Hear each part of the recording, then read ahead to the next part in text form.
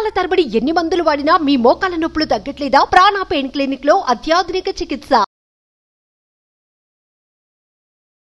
నమస్తే, welcome to Suman TV. నేను మీ Suman TV Usha. చాలామంది ఆడపిల్లలకి వైట్ డిశ్చార్జ్ మనం చూస్తూ ఉంటుంటాం. హెల్దీయా అన్హెల్దీయా అన్న వాటిపైన చాలామందికి క్లారిటీ ఉండదు. సో కొంతమంది ఇది కంటిన్యూస్ ఉండే ప్రాసెసే కదా, ప్రాబ్లం ఏమి ఉండదని వెళ్ళిపోతూ ఉంటుంటారు. కొన్ని సందర్భాల్లో అన్హెల్దీ వైట్ డిశ్చార్జ్ కూడా ఉంటుంది. దానిపైన అవేర్నెస్ అండ్ దాంతోపాటు పూర్తి ఎడ్యుకేషన్ మహాగారిని అడిగి తెలుసుకుందాం. నమస్తే మహాగారు. వైట్ డిశ్చార్జ్ చాలామంది ఆడపిల్లలు మనం చూస్తూ ఉంటుంటాం. హెల్దీ అన్హెల్దీ అని మాట్లాడుతూ ఉంటుంటారు. చాలామంది తెలుసో తెలియకు ఇది రొటీనే కదా, అవుతూ ఉంటుంది, కామన్ అని లైట్ తీసుకుంటూ ఉంటారు. దానివల్ల కొన్ని సమస్యలు కూడా ఏర్పడతాయని చెప్తూ ఉన్నారు. దీనికి సంబంధించిన పూర్తి ఇన్ఫర్మేషన్ ఏంటి? వైట్ డిశ్చార్జ్ హెల్దీ అన్హెల్దీ ఏ విధంగా ఐడెంటిఫై చేయాలి అంటారు? వెజనల్ డిశ్చార్జ్ అన్నది నార్మల్ ఉషా.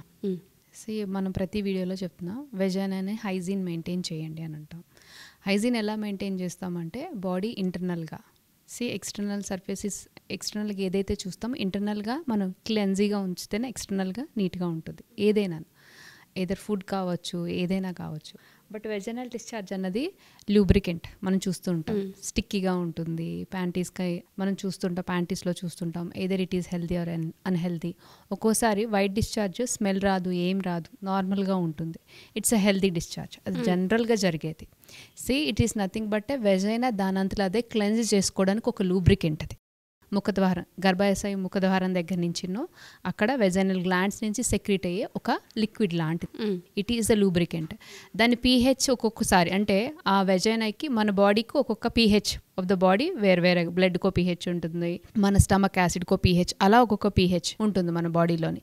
సో వెజైనా దగ్గరికి వచ్చేసరికి pH it is nothing but it should be base. ఎలా ఉండాలంటే ఆ వాతావరణం అన్నది దానికి ఎసిడిక్ నేచర్, దాన్ని మంట పుట్టించే విధంగా లేకపోతే దాన్ని ఇరిటేట్ చేసే విధంగా ఎప్పుడైతే మనము ఆ వాతావరణాన్ని క్రియేట్ చేస్తుంటామో ఎలా జరుగుతాయి ఇవి బ్యాక్టీరియల్ ఇన్ఫెక్షన్స్ కావచ్చు. వెజైనల్ ఇన్ఫెక్షన్లో బ్యాక్టీరియల్ ఇన్ఫెక్షన్ ఉంటుంది, ఫంగల్ ఇన్ఫెక్షన్ ఉంటుంది. కొన్ని సెక్షువల్లీ ట్రాన్స్మిటెడ్ డిసీజెస్ వల్ల కూడా వెజైనల్లోని లూబ్రికెంట్స్ ఏదైతే వెజైనల్ డిశ్చార్జ్ ఉందో దాని ఇన్ఫెక్షన్స్ చాలా డిఫరెంట్గా ఉంటుంటాయి. ఓకే.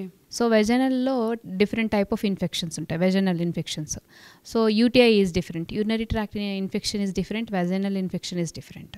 సో దీంట్లో ఎప్పుడైతే బ్యాక్టీరియల్ ఇన్ఫెక్షన్ వచ్చిందో డిశ్చార్జ్ ఏదైతే ఉందో నార్మల్గా కొంతమందికి గ్రీన్ కలర్లో వచ్చి మంట పుట్టి బ్లిస్టర్స్ అంటే చిన్న చిన్న కురుపుల్లాగా లేకపోతే ఆ చుట్టూ ఏదైతే ఉందో దాని చుట్టూ మంట పెట్టడము, వాపు రావడము, పెయిన్ రావడము, ఇలా ఉండేటప్పుడు ఏంటంటే బ్యాక్టీరియల్ ఇన్ఫెక్షన్. అది ఎలా ఉంటుందంటే ముద్దగా ఉంటుంది. ఓకే.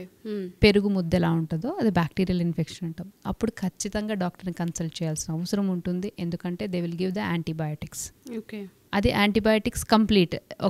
కొంతమందికి ఏంటి అంటే దాని డోసేస్ మొత్తాన్ని ఒక 2 డేస్కి నార్మల్ అయిపోయింది అనుకోండి, దాన్ని స్టాప్ చేసేస్తారు. అలా చేయొద్దు. మళ్ళీ రీఅక్కరెన్స్ ఆఫ్ ద ఛాన్సెస్ చాలా ఎక్కువ ఉంటాయి. కాబట్టి complete the usage of 5 days అన్నది చేయాలి. ఓకే. ఫంగల్ ఇన్ఫెక్షన్స్ అన్నవి వీటిలో ఎలా ఉంటాయంటే వైట్ డిశ్చార్జ్ కలర్ ఏమి చేంజ్ అవ్వదు. కాటేజ్ చీజ్ అంటే ముద్దగా ఉంటుంది అండ్ వాటిలో ఫౌల్ స్మెల్ వస్తుంటుంది అన్నమాట. ఆ డిశ్చార్జ్ అన్నది ఏదైతే ఉందో ఫౌల్ స్మెల్ వచ్చి ఇచ్చింగ్, ఇరిటేషను, యూరిన్ పాస్ చేసేటప్పుడు మంట రావడము ఇలా జరుగుతూ ఉంటాయి. ఈ ఫంగల్ ఇన్ఫెక్షన్స్లో ఎక్కువగా షుగర్ పేషెంట్స్ ఉన్న వాళ్ళు కూడా చెక్ చేసుకోవాలి. ఎందుకంటే ప్రొలాంగ్ యూసేజ్ ఆఫ్ యాంటీబయాటిక్స్ వాడినా, స్ట్రెస్కి గురైనా, సరైన ఆహారానికి లేకపోతే వాటర్ ఇంటేక్ సరిగ్గా లేకపోయినా వీటి వల్ల ఏమవుతుందంటే దాని ఇన్ఫెక్షన్ రేట్ అనేది ఎక్కువ అయిపోతూ ఉంటారు. సో వాళ్ళు ఖచ్చితంగా ఈ ఫంగల్ ఇన్ఫెక్షన్స్ అయితే ఖచ్చితంగా దీనికి మళ్ళీ తీసుకోవాల్సిన మెడిసిన్స్ వేరేగా ఉంటున్నాయి. అండ్ నెక్స్ట్ ప్రొలాంగ్డ్ యాంటీబయాటిక్స్ ఎవరైతే తీసుకుంటున్నారో వాళ్ళు ఖచ్చితంగా ఇటువంటి ఇన్ఫెక్షన్స్ గురయ్యే అవకాశం చాలా ఎక్కువ ఉంటుంది. మరి ఇదంతా అన్హెల్దీ గురించి మాట్లాడడం. కొన్ని sexually transmitted, if you have a sexually transmitted diseases, if the partner is not a good person or like you are participated with multiple persons, ఇలాంటి వాళ్ళకి సెక్షువల్లీ ట్రాన్స్మిటెడ్ డిసీజెస్ అవి ఎలా ఉంటాయంటే కొంచెం ఈవెన్ వాళ్ళ స్మెల్ వాళ్ళే భరించలేరు. అండ్ వెజనల్ డిశ్చార్జ్ అనేది చాలా చెప్పలేమాట, వాళ్ళకి పెయిన్ఫుల్ ఉంటుంది. ఆ పెయిన్ఫుల్ కూడా చాలా ఇరిటేటింగ్గా ఉంటుంది. So this should be treated under the doctor it self. And ఇంకొకటి అసలు హెల్దీ ఏంటి, ఇవన్నీ అన్హెల్దీ గురించి మాట్లాడుకున్నాం. హెల్దీ ఏంటి, హెల్దీ అనేటప్పటికి మన పీరియడ్స్ ఏవైతే అయిపోతాయో నెక్స్ట్ డే నుంచి లైట్ డిశ్చార్జ్ అనేది మనం చూస్తూ ఉంటాం. ఓకే, వాటరీగా వస్తుంది. బట్ ఓవులేషన్ టైం వచ్చేటప్పటికి ప్రతి వీడియోలో మనం చెప్తూనే ఉన్నాం, ఓవులేషన్ టైం వచ్చేటప్పటికి మీకు ఎలా ఉంటుందంటే ఎగ్లోని వైట్ ఉంటుంది కదా, దాని ఎలా అయితే స్టిక్కినెస్ ఉంటుందో ఆ stickiness ovulation period from 12 to 16 డేస్లో ఈ మధ్యలో మనం అది చూడగలం. Ovulation that is the healthy discharge. దానివల్ల ఇంకేమైనా అవుతుందా లేకపోతే వాటరీగా కొంతమందికి అయితే ఈవెన్ ప్యాంటీస్ కూడా తడిచిపోతూ ఉంటాయి, దానివల్ల ఇంక ఓవర్ఫ్లో అవుతుంది, బ్యాక్ పెయిన్ వస్తుంది. లేదు వైట్ డిశ్చార్జెస్ వల్ల కొన్ని నమ్మకాలు ఉన్నాయి, కొంతమందికి ఏంటంటే బ్యాక్ పెయిన్ వస్తుంది, లేకపోతే కాళ్ళు చేతులు గుంజుతుంటాయి, నీరసం వస్తుంది, వైట్ డిశ్చార్జ్ ఎక్కువైపోతుంది, ఓవర్ఫ్లో అవుతుంది, నాకు కంట్రోల్ ఉండదు. Some people will say like that నీకు ప్యాడ్స్ కూడా పెట్టుకోవాల్సి వస్తుంటుంది. ఇలాంటి వాటికి ఎప్పుడైతే ఓవర్ఫ్లో మీకు వైట్ డిశ్చార్జ్ ఎక్కువ ఉంటుందో అన్నప్పుడు డాక్టర్ని కన్సల్ట్ చేయాలి. అండ్ వైట్ డిశ్చార్జ్ వల్ల బ్యాక్ పెయిన్స్ రావడం అన్నది ఇట్స్ కంప్లీట్లీ మిత్, అది అపోహ మాత్రమే. బట్ ఈ స్టిక్కీనెస్ ఎప్పుడుందో దట్ ఈస్ అ హెల్దీ, దానివల్ల మనకు వచ్చేది ఏమీ లేదు. ఆ ఓవులేషన్ పీరియడ్లో వచ్చేది ఎగ్ ఎప్పుడైతే రిలీజ్ అవుతుందో అప్పుడు వచ్చే white discharge, it's a healthy discharge. And next ఇంక తీసుకోవాల్సిన హైజీన్ కండిషన్స్ ఏంటి, వెజైనాన్ని చాలా హైజీన్ కండిషన్స్లో పెట్టుకునేటప్పుడు ఇటువంటి సమస్యలు మనం ఎదుర్కోవాల్సిన అవసరం ఉండదు. ఏవైతే వాడతాం వెజైనల్ వాషెస్ ప్రతిసారి చెప్తూనే ఉంటాము, వెజైనల్ వాషెస్ ఏవైతే సెంటెడ్ ఆర్ పెర్ఫ్యూమ్ ఉన్నాయో must avoid. Okay. And soaps కూడా ఏవైతే ఉన్నాయో పీహెచ్ ఎక్కువ ఉన్న సోప్స్ కాకుండా తక్కువ ఉన్న సోప్స్ ఉంటాయి, ఆ సోప్స్ కూడా దాని మీద పెట్టి వెజైనా లోపలికి పెట్టి రబ్ చేయడం అలాంటివి అయితే చెయ్యకూడదు. ఇన్ఫెక్షన్ ఛాన్సెస్ చాలా ఎక్కువ ఉంటాయి. కంప్లీట్ హైడ్రేషన్ ఉండాలి అండ్ ప్రోబయోటిక్స్ ఎక్కువ తీసుకోవాలి. Must avoid spicy and sweet ఏవైతే ఫుడ్స్ ఉంటాయో వాటిని కంప్లీట్గా అవాయిడ్ చేయాల్సిన అవసరం ఉంటుంది.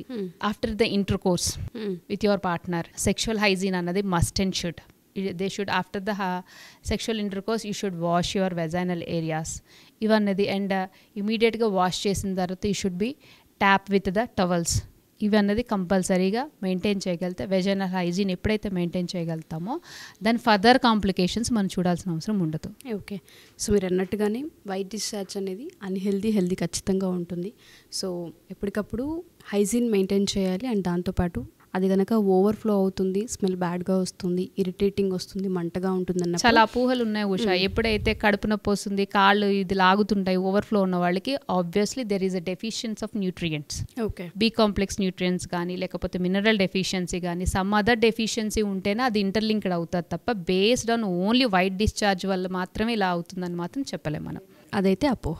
ఓకే, థ్యాంక్ యూ మహాగారు. సో ఎవరికైనా సరే ఈ సిమ్టమ్స్ కనుక మీలో కనిపిస్తున్నాయి అనుకున్నప్పుడు మహాగారు చెప్పినట్టుగానే ఓవర్ఫ్లో, బ్యాడ్ స్మెల్ అండ్ దాంతోపాటు ఇచ్చింగ్, మంట, ఇరిటేషన్ ఇలాంటివి ఎప్పుడైతే ఉంటుంటాయో ఖచ్చితంగా డాక్టర్ని కన్సల్ట్ చేయాలని చెప్తున్నారు. ఫర్దర్గా దీనికి సంబంధించిన ఏదైనా డీటెయిల్స్ మీరు తెలుసుకోవాలి అనుకున్నా, లేదా ఒకసారి పూర్తి అవేర్నెస్ని మీరు క్రియేట్ చేసుకోవాలి అనుకున్నా, లేదా మీకు కొన్ని డౌట్స్ ఉన్నాయి ఒకసారి మహాగారితో మాట్లాడాలి అనుకున్నా ఖచ్చితంగా మహాగారు అవైలబుల్ ఉంటారు. కింద కొడుతున్న కాంటాక్ట్ నెంబర్ని కాంటాక్ట్ చేస్తే మహాగారి టీం మీకు పూర్తి వివరాలు అందిస్తారు. థ్యాంక్ యూ మహాగారు. Thank you so much. Suman టీవీలో మీ పర్సనల్ అండ్ బిజినెస్ ప్రమోషన్స్ కోసం కింది నెంబర్కి కాంటాక్ట్ చేయండి.